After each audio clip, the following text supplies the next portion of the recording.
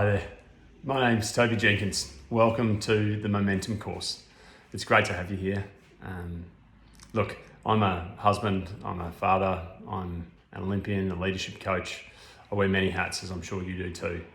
And the one thing that I love in my work at the moment is helping top performers who are facing major shifts reinvent for what comes next. And reinvention starts with building some momentum to go from stuck to started. And that's what this course is about. 3 recordings, and I'm going to teach you how to do that. So actually for me, this is a bit of a legacy piece too. And I want to dedicate this course to my daughters. I have 3. So to be Zoe, Hides, this course is for the day you get stuck, because I know you will. It's a certainty. And please try whatever you think will work for you safely, please. But I've felt that too. I've been there, and it can be a tough time. And if this course can help you to make some progress or just get started, then that's what this is about. You're not weak or broken or inadequate or something missing, or it's about helping you recognize that you still have a choice, that you can make a choice today and keep moving forward and make some progress. And if this can help even a little, then I'll be stoked. I love you. I'm really proud to be your dad. And for you who are with me as well, I want you to know that that's what this is about for you too. I know it works. I've seen it work for lots of people. So let's jump in, hey? And the first place I want to start is with an acknowledgement of country. So for me, that's the Yagara and Turrbal people here in Brisbane, and acknowledge them as traditional owners of the land on which I stand and record this, and pay my respects to their leaders, past, present and emerging, and the contributions that they've made. And recently I spoke to a friend of mine who's Dave Williams. He's a proud Waka Waka man, and asked him, given in the work that I do and this course, we're going to be talking about mindfulness quite a bit as we go. How could I bring mindfulness to an acknowledgement of country? So if you're willing to sit with me and come with me on this journey, I'd invite you to close your eyes. I'm going to close mine. We'll do a couple of breaths together and then just follow my prompts. So we'll breathe in for 4, we'll breathe out for 8. We'll do that twice and then follow my prompts. Ready? Okay. So breathing in together, 2, 3, 4, and out, 2, 3, 4, 5, 6, 7, 8, and in, 2, 3, 4, and out, 2, 3, 4, 5, 6, 7, 8. And now just bring your attention to the soles of your feet. What can you notice there? Your feet in the sock, against your shoe, on the ground, wherever you are. And I'd like you to take that awareness from the sole of your feet and push it down through the floor, down the side of the building for me, and onto the land on which we gather. And just pause here to reflect for a minute on the fact that for tens of thousands of years, thousands upon thousands of people have walked this land before us. And that we stand on the contributions that they've made, the actions they've taken, the decisions they made, the choices they made. Just reflect on that for a moment. Then I'd invite you to project into the future and recognize that there will be thousands more people that walk this land after us, hopefully for thousands of years. And that they will stand on the choices that we make right now in the present, the decisions we make, the actions we take, and bringing forward the richness of the contribution the best of what we've got and bringing it forward and into the future.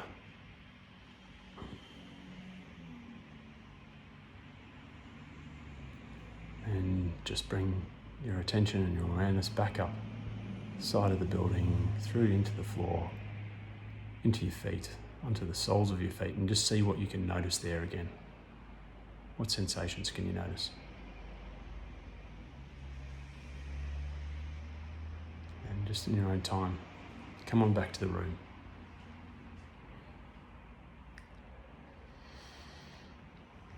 So the challenge I see every day in my coaching practice is,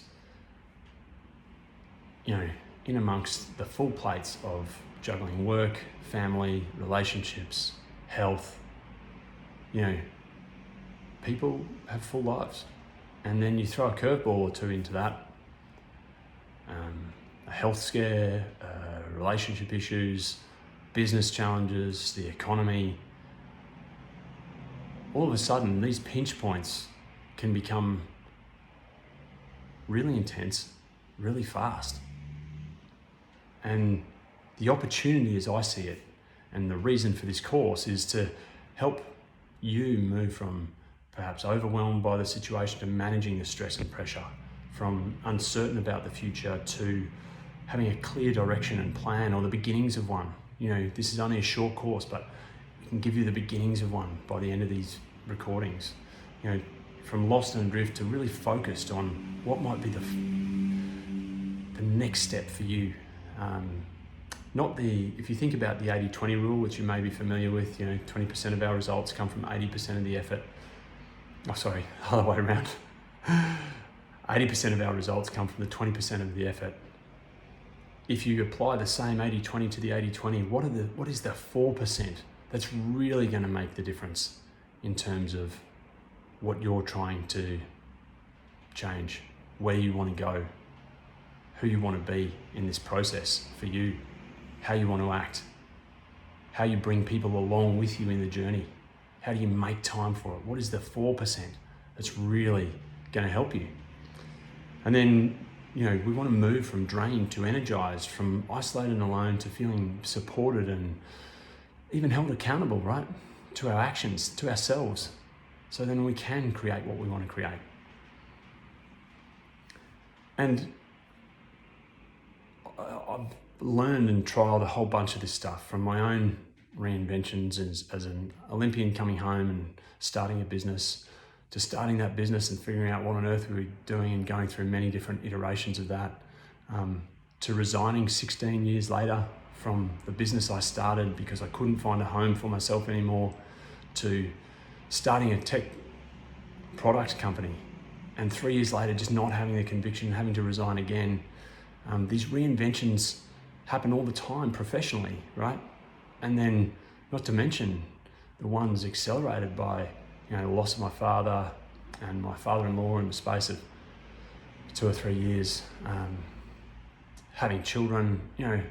We know these curveballs are an inevitable part of what we go through, and maybe you're experiencing some now, but what do we do? How can we respond? Because we know our reactions, but how can we come back to the fact that we have a choice, and a choice in our response? And basically this playbook that I've developed out of all of this, and then the exploration of all the toolkit that's available to us for this stuff, I've pulled it together. It's personal experience, it's hard science, and it's world-class frameworks, and that's the reinvention toolkit. But I know that this works because it's worked for top performers in all sorts of different fields. So whether that's in businesses, business owners, execs, founders, for teachers, for soldiers, elite military, and I use it every day in my role as a parent, as a partner. There are so many ways that the toolkit can help.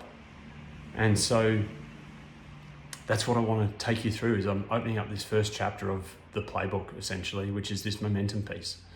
And we're going to do that. We're going to do this first chapter in 3 parts. The first is commitment, where we're going to be dialing right into your commitment and why you should and could commit here. The second recording will be around assessing your immediate needs and how we can design an action for you that is specific to what truly matters to you and can really immediately bring you energy and get you started making some progress as quickly as possible. And the final bit is I'm going to introduce you to the science of psychological flexibility, what that means, how it works, how you can build yourself a toolkit so you can begin practice to develop psychological flexibility as a skill set, just like others, to enable you to absorb and adapt to whatever curveballs life throws at you and stay on track through transition points. And this is the really exciting part for me. So let's jump in, hey? So the first step, as I said, is commitment. And what I'd love you to do now is to open up a note on your phone. We're going to be going through this on your phone. I've intentionally designed this course to not need any handouts or anything else, although you can download a whole bunch of stuff from my handouts and tools and toolkits and everything else from my website at tobyajenkins.com. That's not what this is about. I want this to be you and me and your phone and taking a note. So if you can open that note on your phone, title it Momentum, I don't care what app you use, and then create a header in that note called Commitment. Okay, so now I'd love you to jump into your calculator app. And in your calculator, I'd like you to type in 80 minus your age, and then multiply that by 365. So what's 80 minus your age equals what? And then multiply that by 365. And what you've just calculated there is your days left to live. And it's actually a Stoic reflection. So the Stoics, if you're familiar with Stoicism as a philosophy, started by Zeno in 300 BC in Greece. One of the things that they counsel is to reflect on death in order to appreciate life. And I found this a super useful practice as a way to come back to the present and recognize that time is finite. And in fact, when my father died in 2016, one of the shocks to my system was that his father had been 98, his mother had been 93, and Dad died at 66. And the huge checkpoint and reflection in the mirror was, well, what matters to you? Why are you doing this? You might be 2/3 of the way already there. And so just to recognize that time is finite. We might get 80 years, we may get less. I mean, I'm in one of the most privileged positions in the world, quite literally, fractions of percentages, and 80 is an incredible lifespan. So how do we maximize the time we have left? That's why bringing it and making it real is really important. I'd love you to add that into your note now. So just type in days left to live, add that number next to it. I'll give you a second for that. Okay, now, somewhat less morbidly, I'd like us to go back to the calculator. Let's go back to the calculator, open that up, your app, and this time I'd like you to type in just your age multiplied by 365. What number do you get? Add that into your note as days I have been alive. So days I've been alive, and add that number in. And the reason I ask you to calculate this number is so then you can recognize that you have already been through so many iterations. If this was a piece of software, for me, I'm like 15,867 today. And because I'm a nerd on this stuff, I check it all the time. And so I've been through that many iterations, which means, and what I love about it is that it helps free us up to recognize that we can bring forward the best of that into the future. We have a choice. In fact, we have the power, the freedom, and the responsibility to discard what is no longer serving us. And it's an ongoing experiment. So today I can make a choice, I can see if it works. Tomorrow I can make a different choice, or continue to make the same choice if it is ultimately serving me, to take me where I would truly like to go, what sits in my heart in terms of where I'd like to go, and the person I want to be in the process. And so we've got those two numbers: days left to live, days you've been alive. And it's a really good reflection in terms of why I really appreciate your commitment to even getting this far in the video, because this time is non-renewable. You don't get this back, neither do I in the creation of it. And so I want us to really appreciate our time together. And the one thing just one final question that I find really useful in the commitment piece, that we'll reflect on as well when we get to a bit more mindfulness in the third video, but is this question of, what if this is the last time? What if this is the last time? And I'd really encourage you to pop that into your note as well. Because what if it is the last time? What would we do? How would we act differently to really appreciate just little things like if this was your last coffee, how would you drink it? If this was the last hug or kiss goodnight with your child, how would you do that differently? If this was the last meeting, if this was the last coaching engagement for me, how would I engage in that moment? And so it's a super powerful question to drive our commitment back to, who do I truly want to be in these moments? And look, as I say, I really appreciate the fact that you've committed 17 minutes today to this point to be here with me. And I'd love you to take that same level of commitment, now that you're really clear on this finiteness of time, into video number 2 and number 3, to help you bring the focus that you need to go from stuck to started.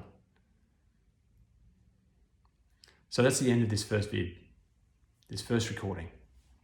Thanks for joining me. If you have found this useful, I would love you to share it with someone else who you think might find it useful today. I'd love you to join me for recordings number 2 and 3. If you have any questions or comments or just feedback for me, please leave them in the comments, or reach out to me at my website, tobyajenkins.com. I'd love to hear your thoughts, and look forward to seeing you on video number 2. Thanks.